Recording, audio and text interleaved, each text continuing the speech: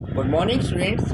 आज हम क्लास 6 की एनसीईआरटी के बुक्स का चैप्टर पढ़ रहे हैं, सेपरेशन ऑफ सब्सटेंसेस, अर्थात पदार्थों को अलग करना। चैप्टर नंबर 3 है ये।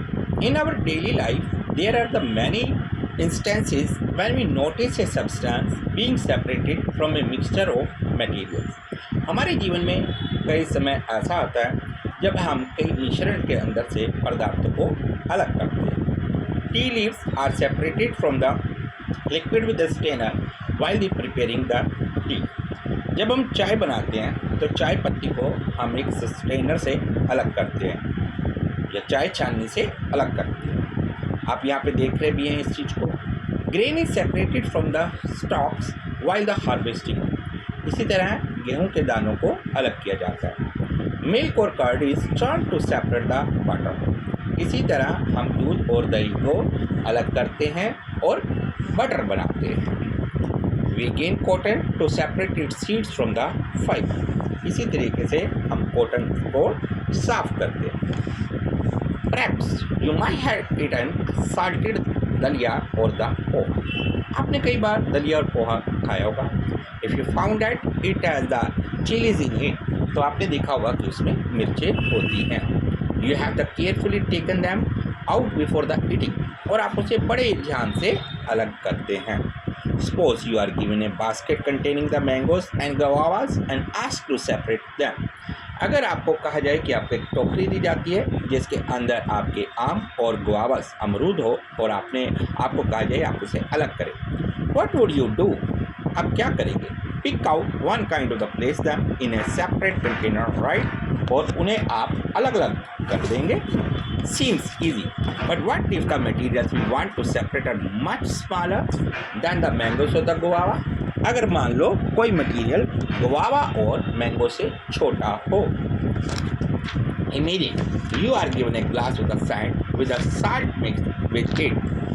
अगर मैं आपको एक उदाहरण दूँ कि मैं आपको एक गिलास दूँ और उसके अंदर साल्ट हो और सैंड हो, रेत और नमक हो, तो क्या आप इसे अलग कर पाएंगे? Impossible even to think of separating salt from this mixture. ये बिल्कुल अद्भुत बात होगी। By picking out grains of the sand by the hand, क्या आप इसे अपने हाथ से अलग कर सकते हैं? But why would we need to separate substances like this at all? हम सब्सटेंसेस को इस तरीके से अलग क्यों करते हैं? व्हाट पैली वांट्स टू नो। पैली क्या जानना चाहती है? अब हम एक एक्टिविटी को देखते हैं। In column 1 of the table 3.1 are given a few process of separation. यहाँ टेबल 3.1 के अंदर हम एक सेपरेशंस का मेथड देख रहे हैं। The purpose of the separation and the way separated components are used in the mention in column 2 and the 3 respectively. और यहाँ पर एक टेबल में दिखाया गया है कि टेबल 2 और टेबल 3 के अंदर ये सेपरेशन कैसे अलग होता है। However, the information in the given column 2, 3 is jumbled up.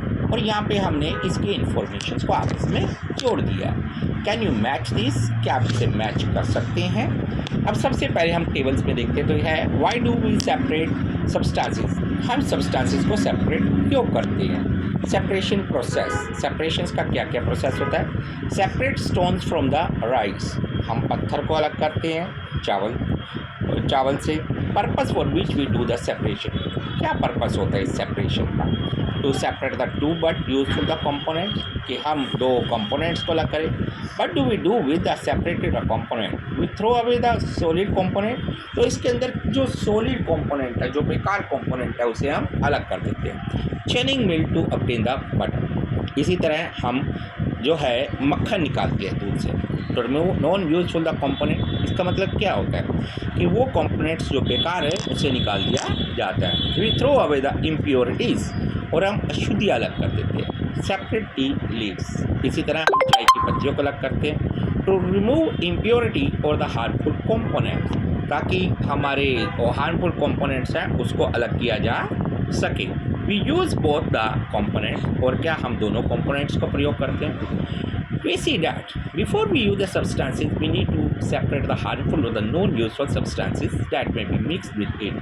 हमारे जो सेपरेशंस करने का सबसे मेन कारण ये होता है कि हम हानिकारक पदार्थों को अलग करते हैं। Sometime we separate even useful component if we need to use them separately. और कई बार हम महत्वपूर्ण सब्सटेंसेस को भी अलग करते हैं क्योंकि हम उसे अलग प्रयोग करना चाहते हैं। The substances we separated may be the particles of the different size of the material. और ये सब्सटेंसेस होते हैं ये अलग अलग साइज और मटेरियल्स के हो सकते हैं।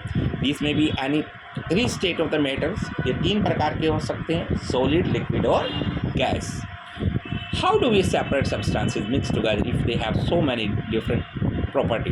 तो अब हम इसे अलग अलग कैसे करेंगे अगर इसके अलग अलग गुण हो तो। मैथड ऑफ द सेपरेशन, अब हम इसके सेपरेशन के मेथड को समझेंगे।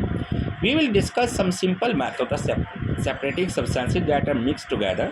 सबसे पहले हम एक सिंपल मेथड को समझेंगे। You may come across some of these method being used in a day to day activities, और ये कुछ हमारे रोजमर्रा के कार्यों में यूज होती है। जैसा पहला हो गया हमारा हैंड पिकिंग। हैंड पिकिंग कैसे करते हैं, जब कोई पत्थर को, पथरीले छोटे पत्थर को हम चावल से अलग करेंगे तो कौन सा होगा, hand picking. Bring a packet of the food grain purchase from a shop to the classroom. आप अपनी कक्षा के अंदर एक फूड ग्रेन्स का एक पैकेट लेके आए। Now spread the grains on the sheet of paper, और उसे पेपर पर रख दें। Do you find only one kind of grain on the sheet of the paper. तो आप देखते हैं क्या एक ही तरह की ग्रेन मिलेगी पेपर में।